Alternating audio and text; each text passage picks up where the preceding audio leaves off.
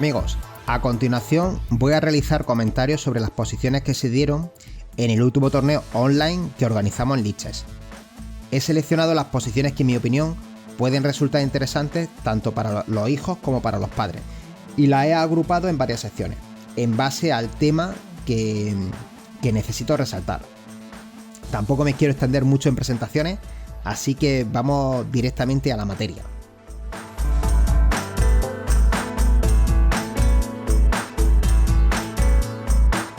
En la primera sección me gustaría resaltar la importancia del orden en la apertura. He seleccionado la partida de la ronda 1 entre Julia y Ariette, que son alumnos de ajedrez infantil.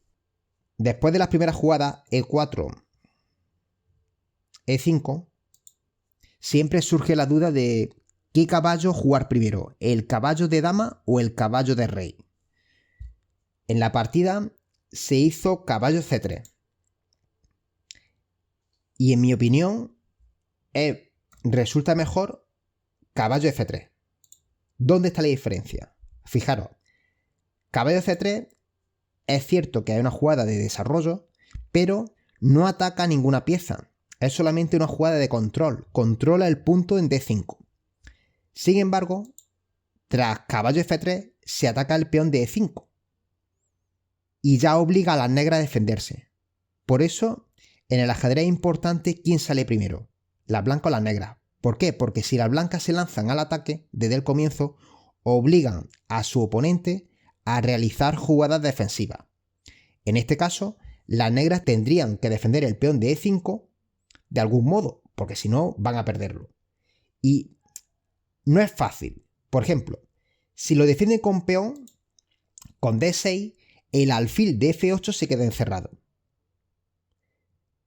Si lo defienden con el otro peón, con F6, ahora el alfil es cierto que puede salir, pero el caballo no puede jugarse a su casilla natural, que es la de F6. Y al mismo tiempo se debilitan casillas importantes de la diagonal E8, H5. Si defendemos el peón con alfil D6, vemos como el alfil en D6 le cierra la puerta a su primo en C8. Por tanto, la opción más razonable sería jugar caballo C6, que defiende el peón de E5. Y ahora las blancas podrían continuar su ataque con alfil C4, presionando en el peón débil de F7, que solamente está defendido por el rey. Esta sería la apertura italiana. Cuando ya se tiene mucho dominio en la apertura italiana, luego pasamos a la apertura española. Pero es importante recordar estos movimientos. ¿Por qué? Porque si hace a otro es probable que pierda la ventaja de la primera jugada.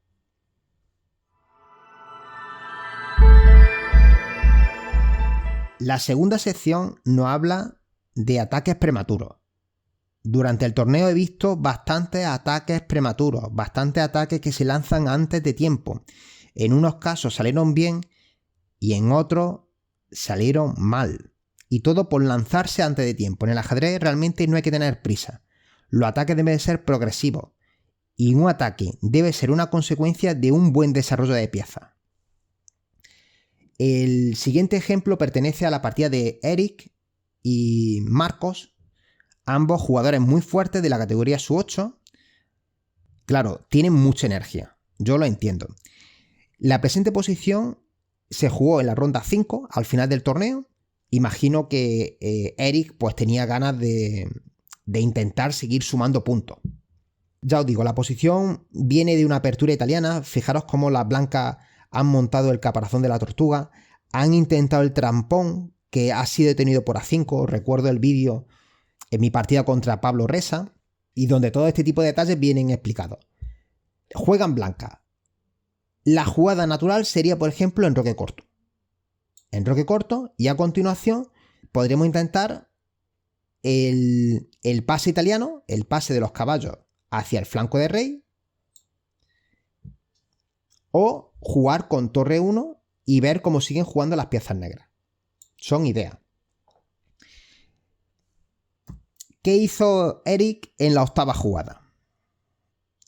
Pues Eric se lanzó al ataque con un ataque prematuro hizo caballo h4, intentando pasar la dama rápidamente al flanco del rey para meter el caballo en la oficina de Kasparov. Caballo h4 tiene bastante riesgo. ¿Por qué? Porque el caballo en h4 está suelto, no lo defiende nadie. ¿Y quién hay mirando al caballo? La dama. ¿Y qué tenemos en medio? Un caballo.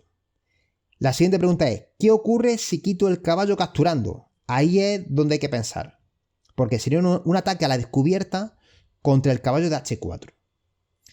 En la partida Marcos jugó de forma precavida con h6 intentando evitar molestas clavadas. Pero aquí lo que pedía la posición era un ataque a la descubierta contra el caballo de h4.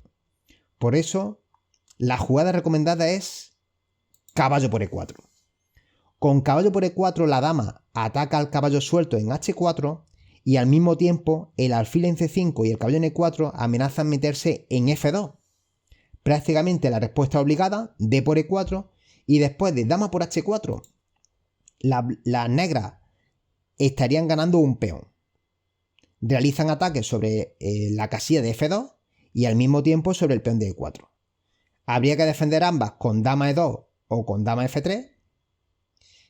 Y las negras pues podrían, por ejemplo, después de dama f3, las negras podrían seguir sacando piezas con alfil e6. Aquí las negras tienen una gran ventaja, una posición muy buena, tienen peón de más y están sacando las piezas. La jugada recomendada, por tanto, en lugar de h6 que hizo Marcos, la jugada hubiera sido caballo por e4. Ya os digo, este tipo de ideas la he visto bastante durante el torneo, con las piezas blancas, con las piezas negras, y muy pocas veces funcionan. ¿Cuándo es bueno llevar el caballo al borde para meterlo en la oficina de Kasparov? Cuando ya hemos desarrollado todas las piezas. Antes no.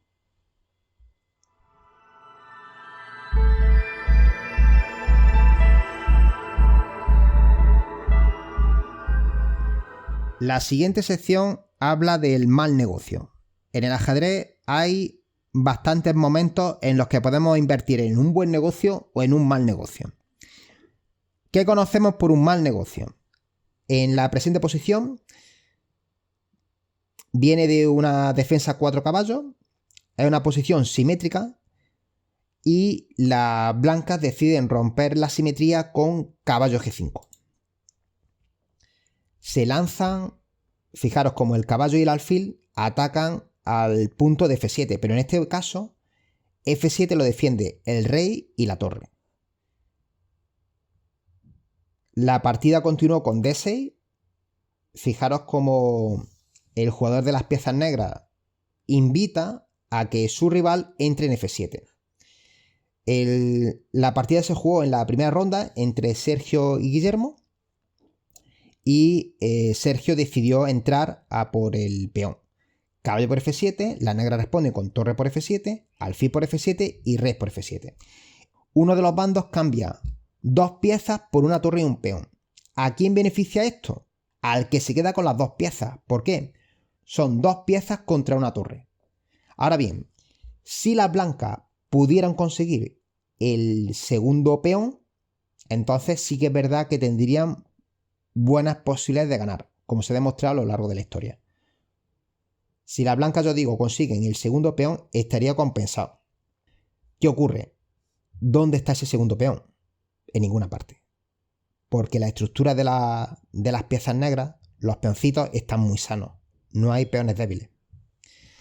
En este caso, la ventaja sería para las negras, que de hecho ganaron la partida. Por tanto, cambiar 2 piezas por una torre y un peón, mal negocio. Houston, tenemos un problema. En la ronda 5, en la partida entre Javier Almagro y Luca Game, las blancas están ejerciendo una molesta clavada, una clavada relativa. Si el caballo se retira, cae la dama, evidentemente, y Luca decide liberarse de la presión con g5. Y ahora llega Houston, tenemos un problema. En la partida, Javier Almagro retiró el alfil G3, y pensando que, bueno, las debilidades del flanco de rey, a medio plazo, pues podría sacar partido. Sin embargo, el momento decisivo está aquí y la blanca tendría que hacer otra jugada. ¿Dónde está la clave? La clave está en este caballo. Cuando el caballo está en C3, las blancas pueden entregar el caballo de F3 en G5, porque ahora las blancas quieren recuperar pieza con caballo de 5, ganando la pieza clavada. Las blancas han entregado una pieza a cambio de 2 peones, pero es muy probable recuperen la pieza en F6. Y entonces quedan con 2 peones netos de ventaja. Ahora las negras deben prevenir caballo de 5 con alfil E6. Si el caballo llega a D5, entonces lo capturan las negras. Ahora viene un segundo detalle de la posición, y es que las blancas desean abrir la columna F para seguir atacando al caballo de F6.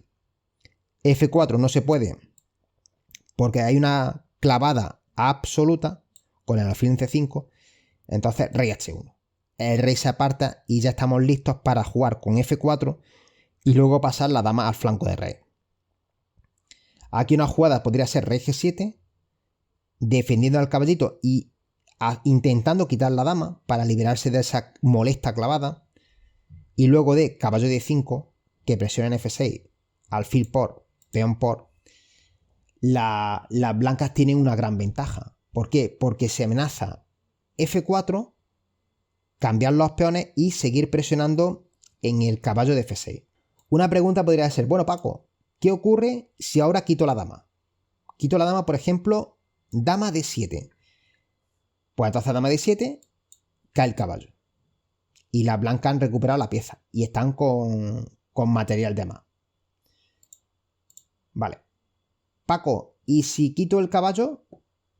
Si quito el caballo, por ejemplo, a E7 y ya luego puedo quitar la dama, ¿qué pasa? Pues entonces las blancas abren la columna F, F4. Y si ahora quitamos el caballo, caballo H7, entonces llega la dama, dama H5. Y si ahora el caballo elimina el alfil, caballo por G5, se captura de peón. Si torre H8 atacando la dama, entonces viene el mate con dama por F7.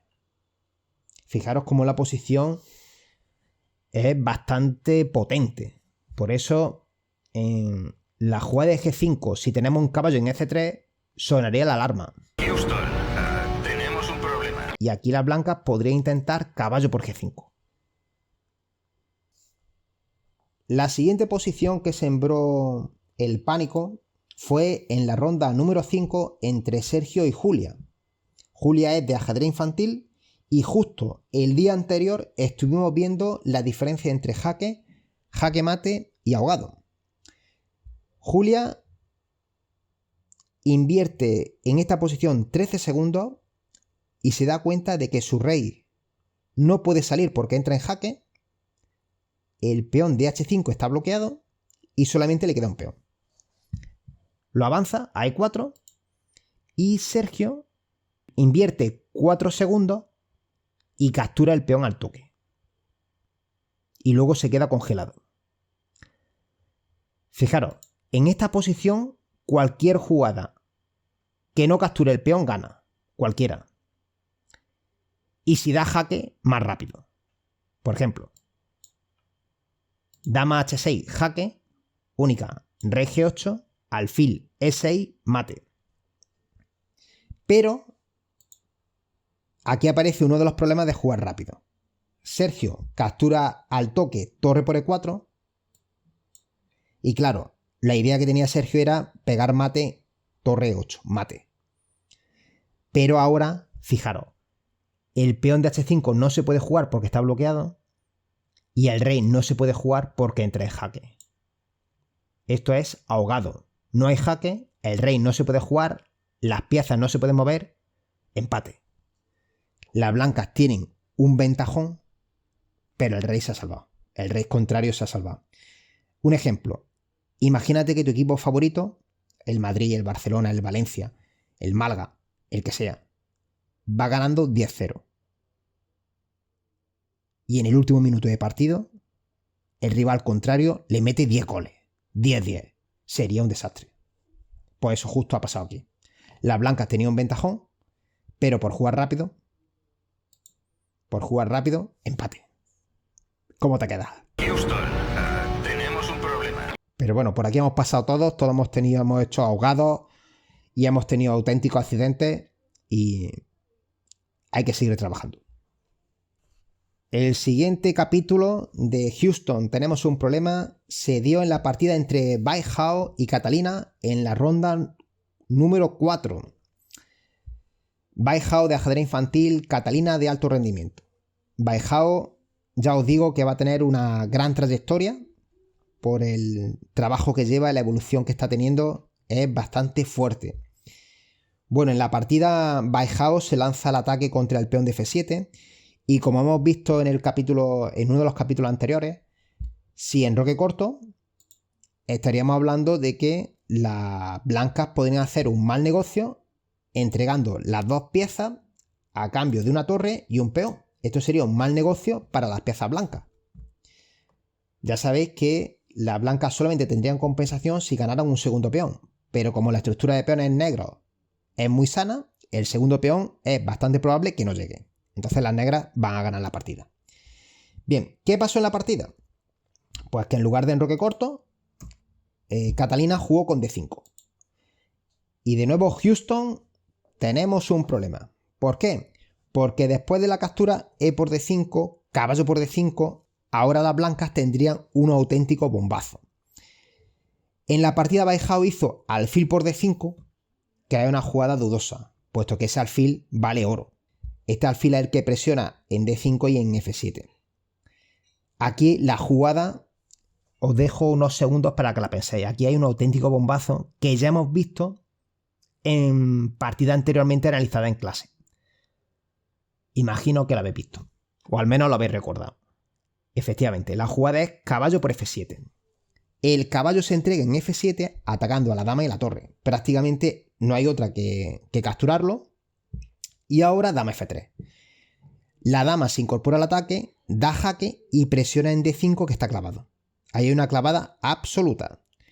Prácticamente hay que defender al caballo, puesto que si no se defiende al caballo, las blancas recuperan la pieza y se queda con peón de más. Por tanto, rey E6 y ahora caballo C3.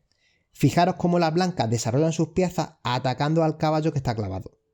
3 piezas atacan al caballo en D5. Las negras continúan defendiéndolo, caballo C, E7, y ahora aquí habría una jugada natural que vimos ya en varias partidas, que es alfil G5, que es la jugada que saca pieza y hace una clavada relativa. Clavada relativa, clavada absoluta. Pero en esta posición hay todavía una jugada más potente, que es caballo E4. El caballo se centraliza atacando al alfil en C5, que es una pieza suelta. Luego, ahora el alfil hay que retirarlo, o bien a B6 o bien a D6, y a continuación llega otra jugada bastante molesta. Veamos. Si alfil D6, las blancas siguen con caballo G5, jaque, rey D7 y ahora alfil por D5. Y las blancas recuperan la pieza. Y si alfil B6, con idea de que la dama puede defender al caballo, entonces caballo G5 jaque, rey D6 y ahora llega el bombazo, caballo F7, jaque y al mismo tiempo tripletes en la oscuridad. La blanca aquí ganaría en la dama y tendrían la partida ganada. Por eso el bombazo lo recuerdo. En esta posición, en lugar de alfil por D5, que es la jugada que hizo Baijao, las blancas tienen caballo por F7 y se activaría... Houston, tenemos un problema.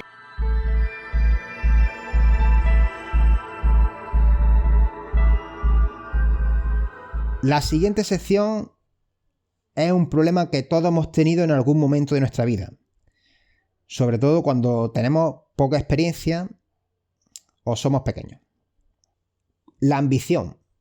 ¿Qué pasa cuando te lías a capturar una pieza detrás de otra y hasta que consigas 8 damas? Pues normalmente, por mi experiencia, ocurre que el que captura mucho puede terminar en catástrofe. O bien provocando el ahogado, o bien que te pegan mate. Claro, cuando ya uno tiene mucha experiencia, pues realmente lo que hace es que en lugar de capturar todas las piezas, busca el camino más corto. El objetivo no es capturar todas las piezas, el objetivo es dar mate. La partida que tenemos en este momento se jugó entre Isaac y Eric. En la partida, Isaac jugó D5. Y este ya es el primer chispazo de que algo no va bien. ¿Por qué? La idea de la blanca es seguir cambiando piezas, que en principio no estaría mal. Pero, en mi opinión, las blancas tendrían que resolver inmediatamente su problema de seguridad. ¿Por qué? Porque el rey en F1 está, si pudiera hablar, diría, ten cuidado que las piezas negras pueden llegar, que como entre la dama en buenas condiciones nos pega mate. Cuando vi la partida se me ocurrió la jugada dama de 3, en vista de que las negras no pueden abrir el centro del tablero y el rey puede escapar por E2. Ahora las torres podrían venir a G1 atacando a la dama. Y contacto directo con G7. Fijaros cómo las torres quieren venir a las columnas semiabiertas. Isaac, como digo, hizo D5. Y ahora Eric, en lugar de retirar su caballo, se jugó la partida a la baza del ataque. Él vio claramente, porque es un jugador muy fuerte de ataque, vio que había en G2 una debilidad. Se juega la partida a torre F6, al ataque. Isaac invirtió 2 segundos. Gastó 2 segundos en su siguiente jugada. Y se queda perdido. Increíble. De nuevo, la jugada sería dama de 3. Dama de 3 y repetía el plan mencionado. A devorar el caballo en C6. Y ya las blancas están perdidas. Aquí las negras ganan. Pues efectivamente. La jugada es dama H3. Dama H3 gana la partida. Única, rey G1. Y después de torre G6, hay mate en las dos variantes. Si rey H1, mate en G2. Que era el mate que estábamos hablando antes. Y si caballo G5, intentando entregar piezas para salvar el mate, torre por G5, dama G4, torre por G4 jaque, rey H1, mate. O sea que vemos que ya la posición está perdida. Después de D por C6, Eric no pegó jaque, sino que hizo torre G6. Y de nuevo ofrece otra oportunidad al amigo Isaac de salvarse. ¿Cómo? Con dama de 3. Otra vez el mismo plan, darle un aire al rey escapando de la mortal dama G2. Pero Isaac estaba ya en otra dimensión. Le pudo la ambición. ¿Qué hizo Isaac? Que siguió capturando, invirtió 6 segundos. En esos 6 segundos vio dos cosas. Que el peón blanco podía ser dama y que G1 lo tenía cubierto. Volvió a mirar el tablero y vio que la dama llegaba. Porque las piezas negras no pueden pararla. Y ahí apostó por la captura en B7. Y 2 segundos después le vino el mate. Cuando nos puede la ambición, mal negocio. Mal negocio porque nos pegan mate. Estas son cosas que nos ha pasado a todos. Y el punto fuerte es que, bueno, Eric aquí se buscó la vida en una posición totalmente perdida. Se buscó la vida apostando por el mate, que es lo que tenemos que hacer cuando estamos perdidos. Y llegamos al último apartado, la última sección, que habla del mate más bonito.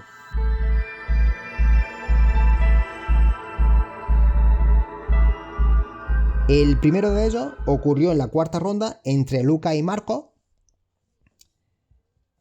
En la posición que tenemos viene también de una apertura italiana y vemos cómo las negras tienen la columna F semiabierta. Esta columna F, cuando se abre la F, yo ya digo que las negras están a medio camino de la victoria.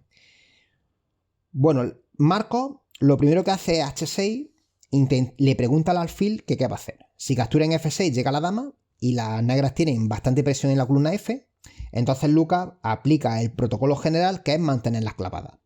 Y ahora Marcos, con muy buen acierto, se lanza el ataque con G5. Las blancas no pueden capturar en G5 porque el caballo de dama está en B1. Aquí no tienen la maniobra caballo de 5. Y encima, por si esto fuera poco, resulta que después de los cambios, caballo por G5, H por G5, alfil por G5, las negras tienen una jugada realmente potente. Dejo unos segundos para que veáis la jugada, porque es una jugada brutal.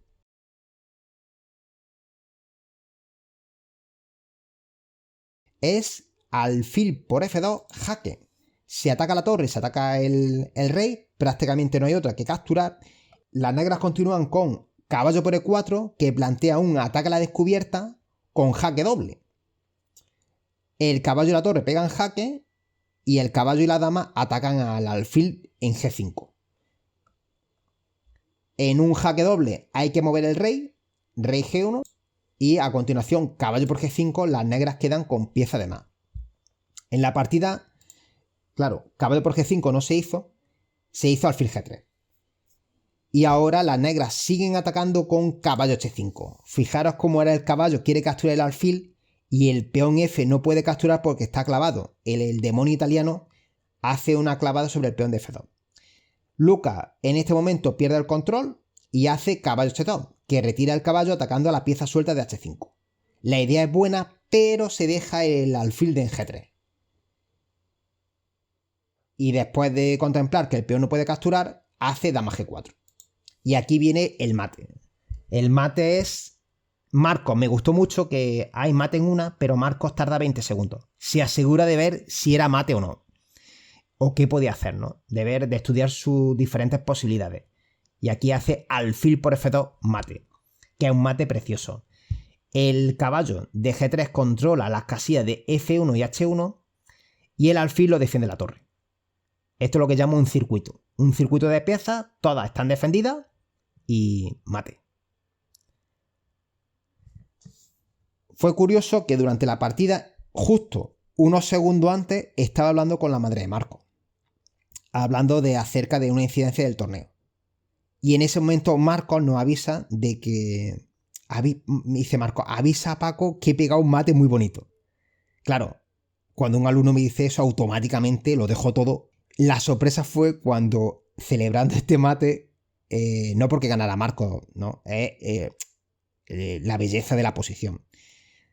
El punto fue que minutos después, viendo esta posición, me vuelven a avisar diciendo que el hermano Alberto ha dado otro mate muy chulo. Digo, no puede ser, más chulo que el que he visto es imposible. Salgo y voy a buscar la partida de Alberto. Pero todo eso durante el torneo. Y tenemos la segunda nominación. Me encuentro que, bueno, que las blancas tienen mucha ventaja, tienen 2 caballos de más y prácticamente ves cómo rematan la posición. Alberto, en la partida fue entre Alberto e Iker con las piezas negras, Alberto Gaba con las piezas blancas, y entonces Alberto le pega un jaque. Caballo F8 jaque. Claro, si captura de torre llega mate, entonces es obligada rey H8. Y ahora, bueno, las blancas siguen pasando piezas. Torre G3 que amenaza, hay un montón de ideas. Se amenaza caballo por H6 y a continuación mate en G8, con torre por G8, con dama por G8. Y se amenaza también torre por G7, que también quiere dar mate en H7. Bien, Iker aquí hace dama F2, que ataca la torre y por rayo X ataca la dama.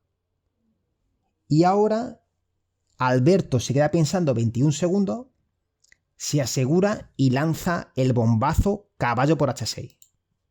La idea es que se amenaza dama por G8 mate. Si captura de peón, hay mate en G8 o mate en H7.